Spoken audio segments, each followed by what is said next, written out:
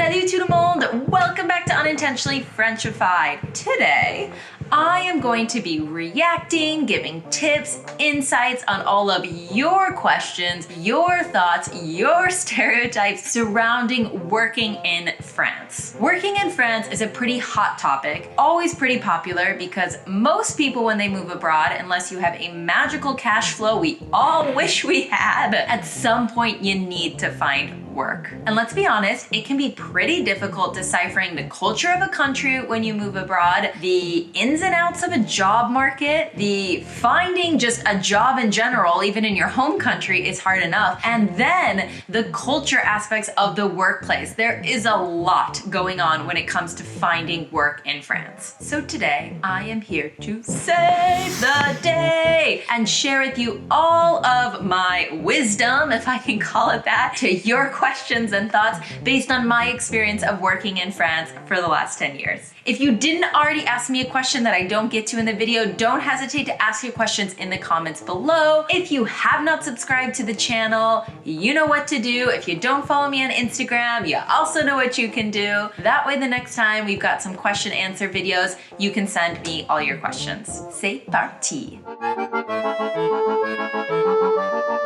How important is it to speak French when looking for a job? So this is a good one to start with because multiple people ask this question in different ways, but basically, what level of French do you need to have to secure a job in France? Honestly, you can secure a job if you speak English well in France, mainly in Paris, I think I should say, without speaking French. However, if you want to integrate into the company and if you want to have your job be a success, I would say that speaking French is absolutely necessary in an intermediate level to really integrate and get by. Of course, if you are living in Paris, you have a role in a big international company, your day-to-day tasks are in English, then no, you don't need French in order to do your job well. But I don't think you should underestimate the importance of the jokes and the chats in between meetings that will take place in French. Or what about the 8th coffee break of the day that people are going on where they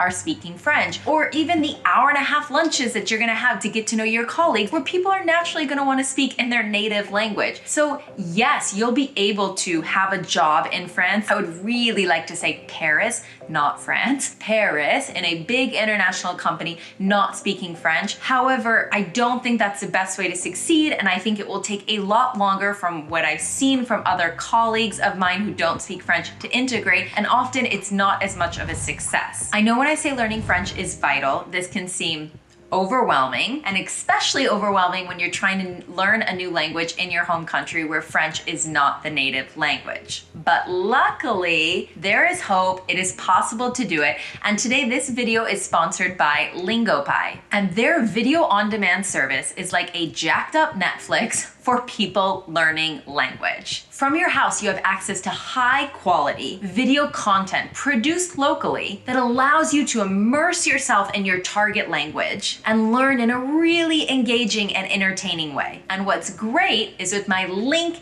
in the description below, you can actually get a 7-day free trial of the platform, and you can get 65% off of a yearly subscription. So the shows are organized by category. And as you can see here, you've got videos that are popular now, the newest releases, of course, binge-worthy shows. Who doesn't love those? You've even got things like beginner friendly, which is really interesting. So based on your level, you're able to watch things that are the right level for you, short and sweet, even cartoons, not bad. They even have sci-fi, which I am a huge sci-fi fan. And when you choose something to start watching, you're able to either see both subtitles in its original language and the subtitles in your own language at the same time. Or you can just have the subtitles in the foreigner language. And if you don't understand a word, you can just click on the word and get the exact translation. You can even save the words in your own word bank to practice with the flashcard feature after the show is over. You can also change the speed to slow down or speed up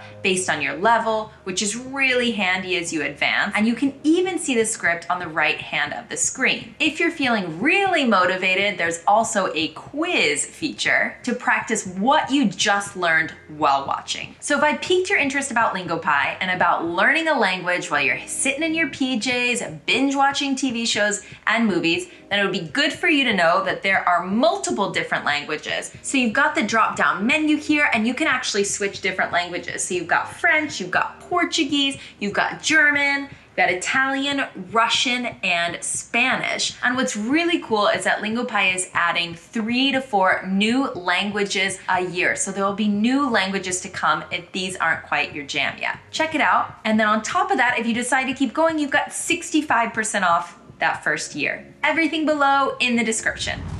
What is your favorite thing about working in France and your least favorite thing? Okay, I don't have to hesitate when it comes to my favorite thing about working in France. It absolutely has to be the vacation days. I probably said it in like 20 different videos.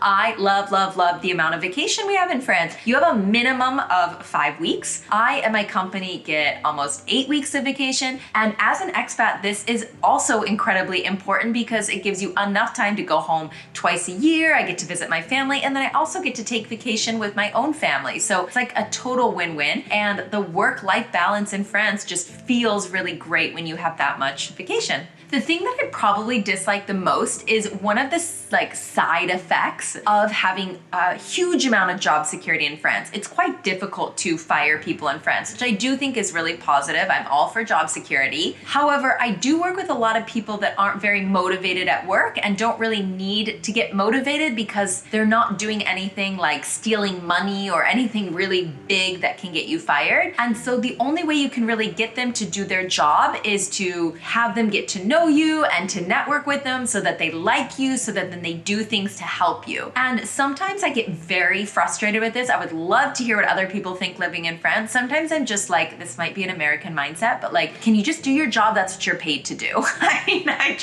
like, I don't want to have to go have 2 lunches with you and 5 coffees in order to have you do what you are paid to do. But that is sometimes I find the case in France, and I find that to be something. I have worked at 6 different companies in France, and all of them I feel like have some varying degrees of this. So interesting one to hear from you guys as well, but that is probably what I dislike the most. Are the French as lazy about work as people say they are? No, no, no, no. No, I could say no a lot of times. I think I don't know. I think the stereotype comes from the fact that the French work week is technically 35 hours, and in the US, the work week is more like 40. Technically, a full-time job is less time than in the States, but most people aren't working 35 hours. What that really means is if you are in a job where you are paid per hour over 35 hours, that is considered overtime. So already that's kind of a plus. And then in my case, for example, most people I know are paid by the day. So I'm not even based on an hourly base. So I work way more than 35 and often more than 40 hours a week. So, and there are a lot of people in France that are on that type of contract as well. So there are 2 things for me that I don't think are quite true in this stereotype.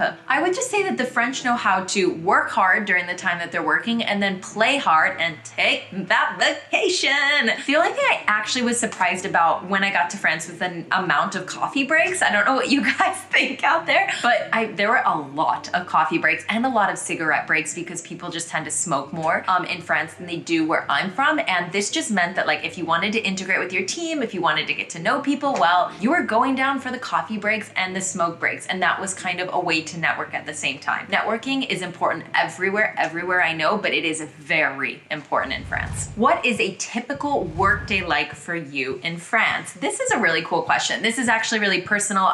We'll see if anyone else says in the comments what their work day is like in France, because this will be specific probably to Paris and then also specific to my industry maybe. I work for a big beauty company, an international beauty company, and I work in digital marketing. And I leave the house at about 8:30 every morning, and I've got the most adorable, I'm not biased at all, Franco-American baby with me, little toddler, she's gonna be 2.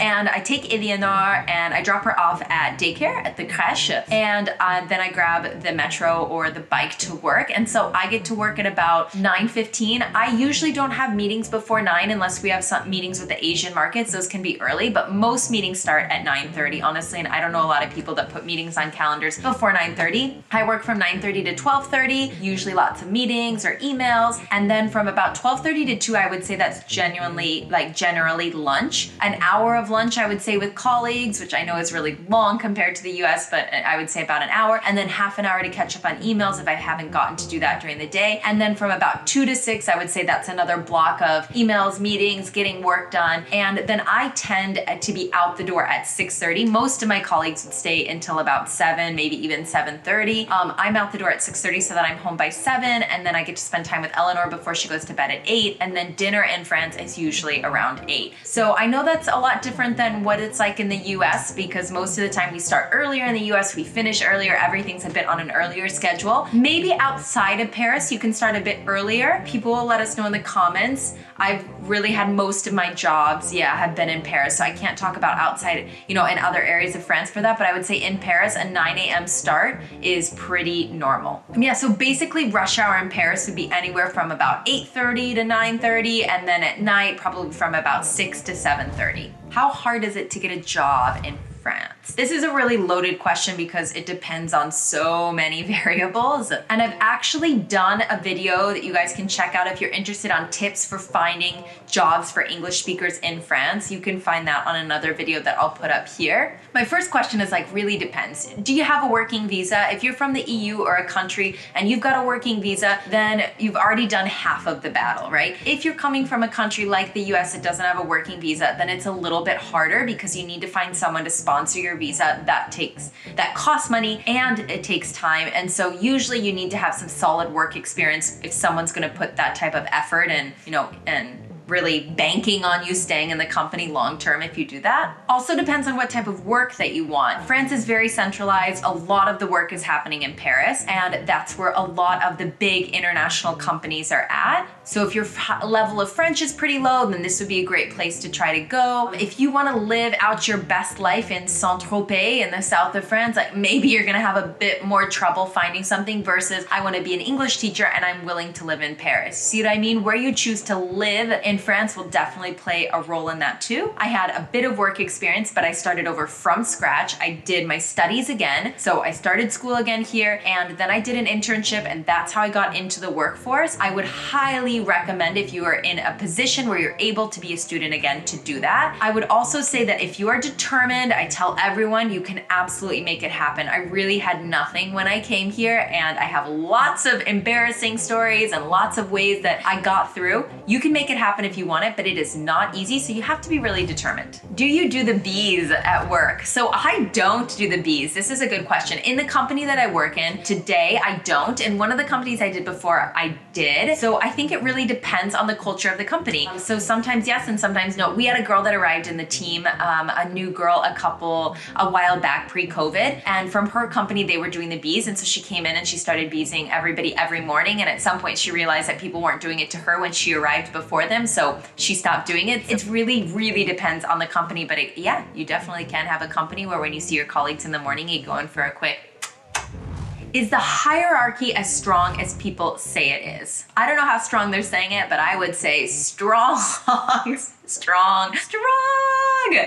France is very, very, very all about the hierarchy. So there can be lots of vous in your company. There can be lots of madame and monsieur. I would even say, coming from a company where we don't have a lot of that formality, there is still very much a hierarchy, and projects need to be validated by your manager, by your manager's manager, by your manager's manager. So, and obviously it's a big company, but I would say that if you're not really into hierarchy, France might not be the place for you unless you're looking for more of a startup environment. That could be the right fit for you. But I would say in the corporate world in France, hierarchy is very important. Does France pay well? That is another loaded question, but a good one. If we compare salaries with the US, which is the country that I know best, we can see what other people are saying in the comments below. I would say that I do not make as much money if I compare with my friends living in a big city in the US doing digital marketing in a big international company. They're definitely making more money than I am in their base salary. At the same time, I don't have as many expenses once I get my salary every month. If you think of things like healthcare, which is a huge expense for people, that's not a huge expense for me. Or if you think of things like a car payment, I don't have that. Most of my friends in big cities do have car payments in the US. I mean, I don't have as many expenses. However, even when you knock that out of the place, they are making more money than I am. So that's definitely a choice. I'm super happy here and I feel like my work-life balance is really great and I like the amount of vacation. And at this point, I'd rather have more vacation than have more money and like, give it to me. So I'm happy with that, but it is a choice because compared to the US, the salaries are lower. I hate meetings. So I hate meetings. This one said, what a waste of time in France. What do you think? This is a really good culture on meetings in France are no joke. You know, a meeting in France isn't usually planned to actually take a decision, and that can be a cultural thing that is very frustrating if you come from a country where you're going into a meeting, you've got a clear agenda, you're here to talk about the points, you want to take a decision, and you want to leave the room. France is there more to discuss the subject. You get to share your point of view, which is really nice no matter what level you're at in the company, but then a lot of the big decisions tend to be done outside by top management and outside of that meeting, but you've discussed it in the meeting, which I completely can understand the frustration because it can feel like a waste of time, but I wouldn't call those meetings waste of times. I would call them moving your project forward, but you know, sometimes you really feel like you're rowing against the current. Are there glass ceilings for being a foreigner? This is a great question too. I would say that I have never felt that before, to be honest. I've never felt like, I live in a company, geez, I promise I do not live. I work in a company with a lot of women. And so I've never felt like there were glass ceilings about women. And I've never technically felt like there was a glass ceiling about a foreigner. I think you also have to know where your strengths and your weaknesses are, right? So I wouldn't expect to be, compared the same way as a French person in a job where writing in French was really important, right? Because I can speak French, but I wouldn't say that my written French is incredibly great. And I would obviously be favored for roles maybe where there was a lot of English writing to be done and a lot of communication with English speaking markets. So as long as you're not comparing yourself in roles like that, I probably wouldn't be the best fit for a role in the French market within my company. I've always worked at a global level, and that's probably based on my profile the best fit for me. So I've always felt like I could go far in the roles that I've had, but there's clearly stuff that I wouldn't be the good fit for. So no, I've never felt like there was glass ceilings, I guess, to sum it up, but you just have to know where your niche is and where you fit best. All right, guys, I got through 10 questions in that time. I feel like I shouldn't go any longer so that you don't fall asleep watching the video. Hit me up in the comments if you have more questions. I'll be happy to answer the stuff that I didn't get to, or if you didn't send in a question. I really hope you enjoyed the video. Don't forget, if you're interested in LingoPie, that you can check out my link in the YouTube description below, and you can get that 7-day free trial as well as the 65% off your yearly subscription. You can also find a link in the description below that you can give me subjects. Let me know the content that you want me to make videos about. I would love to make things that you guys are interested in seeing, so don't hesitate to leave some suggestions on that link too. Otherwise, have a fabulous week, and I will see everybody la semaine prochaine. Bis!